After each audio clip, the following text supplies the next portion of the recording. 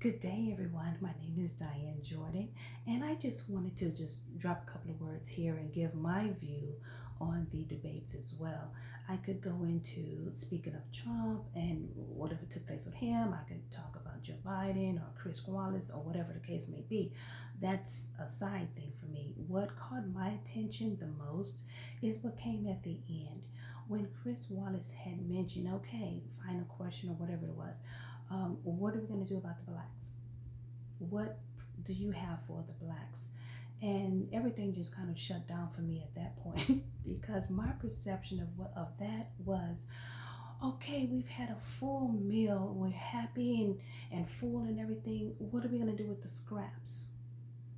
That was my interpretation of that.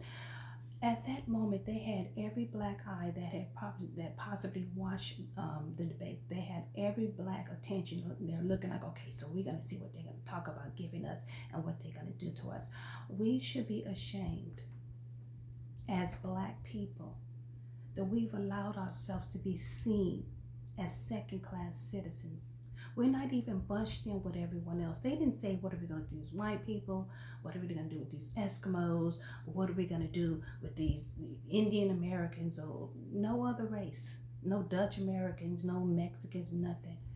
What are we going to do with the blacks? As if we are so infantile. We need to be hand-fed. That's a shame that we've allowed ourselves to be seen like that. And it's only coming from one side. It's the side you keep putting in office. That side is the one who sees you like that because that was the moderator and that was the question he asked. It's time for us as a race to regain our dignity and our pride and our honor. We are not second-class citizens. To them, to the Democratic Party, you're nothing but a vote and a trigger. If you notice how they set the situation up, and they always plan games, and we can continue to let that happen. Here's what I picked up on after Chris Wallace has asked the question. The first thing they talk about, first thing that was mentioned was racism. So he asked Biden whatever he asked him, but he didn't give him a chance to answer. He switched over to Trump and he started asking him about white supremacy because that's how they see you. They don't see you as human beings. They don't see you as anything but a vote and a trigger. Let's trigger these blacks by bringing up white supremacy. Let's give the illusion that Trump is a white supremacist, but not Biden. Isn't he white too?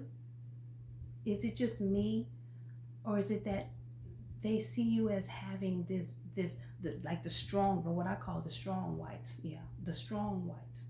You see them as being the enemy, but the weak ones that are doing all the destruction, that have penetrated the neighborhoods. How in the world is it that Antifa was able to penetrate the black neighborhoods, tear it down, and convince you they're doing it for you?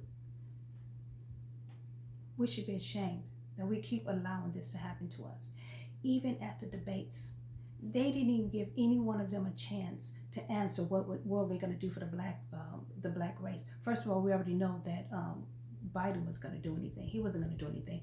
You have Biden and you have Kamala Harris. You have both of those black people haters that have locked up more black people than anybody, and you're about to go and pull the trigger for them.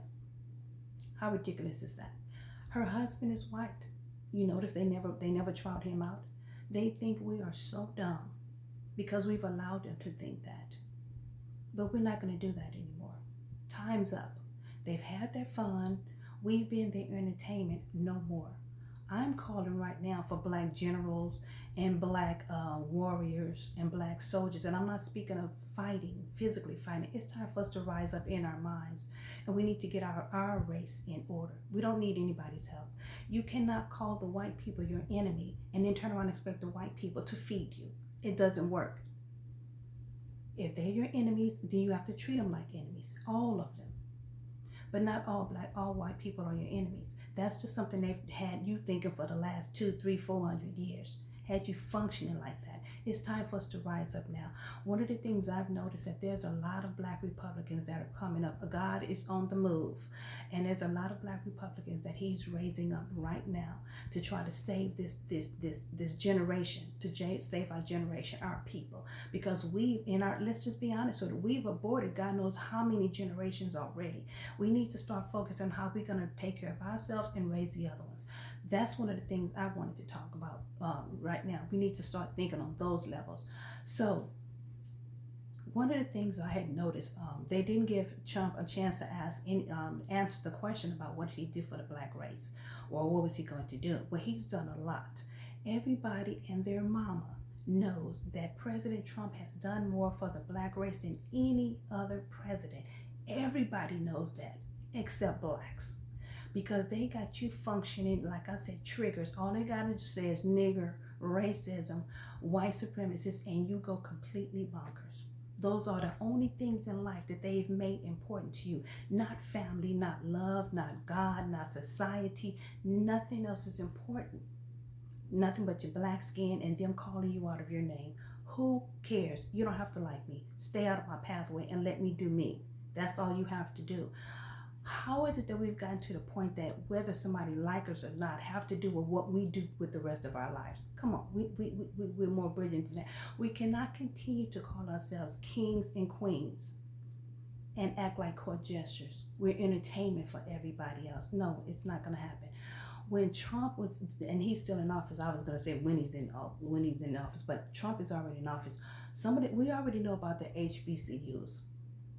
We already know about the crime bill, but he's done a lot more. One of the things I really love that he did is a lot, but I'm just going to mention the ones that are important to me.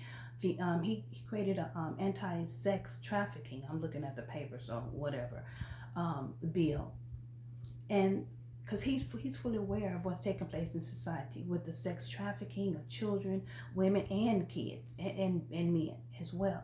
He created a bill, and that bill was called the Frederick Douglass Law. That was named after black men.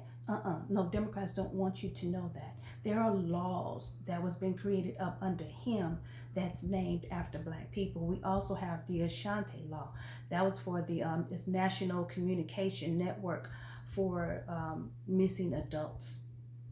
So if you're kidnapped over here in Atlanta somewhere, they can go nationwide searching for you. There's monies that he's attributed to these. And they're both named after black people. You probably don't even know that part. All you know about the HBCUs, they didn't give him a chance to talk about that. He also fighted online trafficking. It's got so many different regulations. I think it was like 22 for every new regulation, every one regulation, 22 was cut. That's been up under Obama and God knows how many other people. We also know about the black-owned businesses went up 400% within the first year of this man being in office. 400%.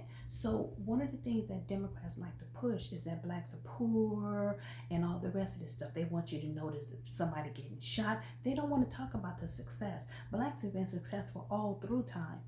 Not just now, all through time.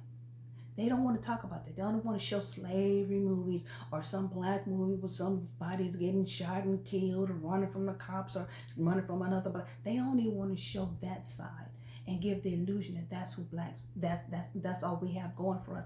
We have blacks that are millionaires, billionaires, trillionaires, and almost theirs all over the place. He's also come out with the Platinum Plan, $500 billion. To help assist us. And what do we plan on doing? Putting Biden in office.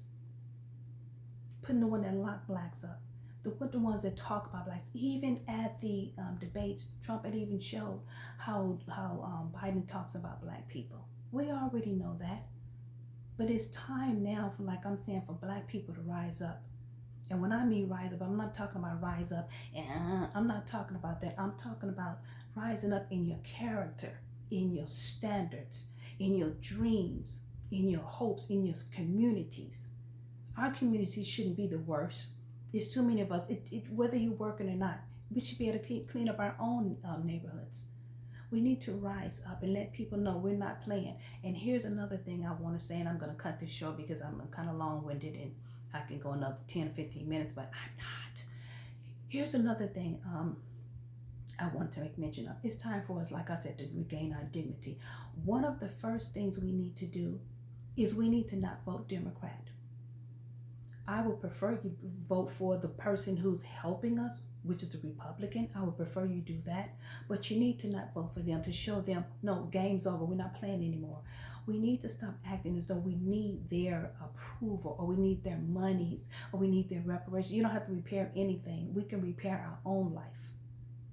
Right now, they're going around and they're tearing up the black neighborhoods, all not only just black, all neighborhoods, because this thing is bigger than just black and white. This thing is about socialism and taking over this nation. But you can't get on that level because they still got you hollering about racism. They still got you on that level. So you're out of the game while they're taking over this nation. So you can't even be of any use. God can't even use us to do anything.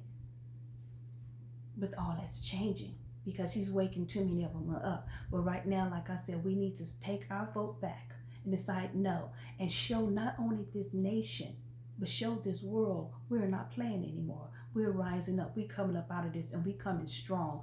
We have over in Georgia, I think it was like 29 black families that just bought a city that they're going to raise up, and it's going to call Freedom. I forgot the rest of it. It's going to be called Freedom. Freedom Town, Freedom Nation. I don't know what it was, but it has something to do with freedom. That just shows you the power of black people. So it's time for us to wake up and stop playing these little, we just pathetic and they see us. No, we don't need you to, what are you going to do for blacks? Watch what we do for ourselves. Again, my name is Diane. Like, subscribe, share, whatever you have to do. But think about what I said. Either you're going to be one of the weak blacks or you're going to be one of the strong ones. Because the strong ones, we're coming. Have a blessed day. Bye.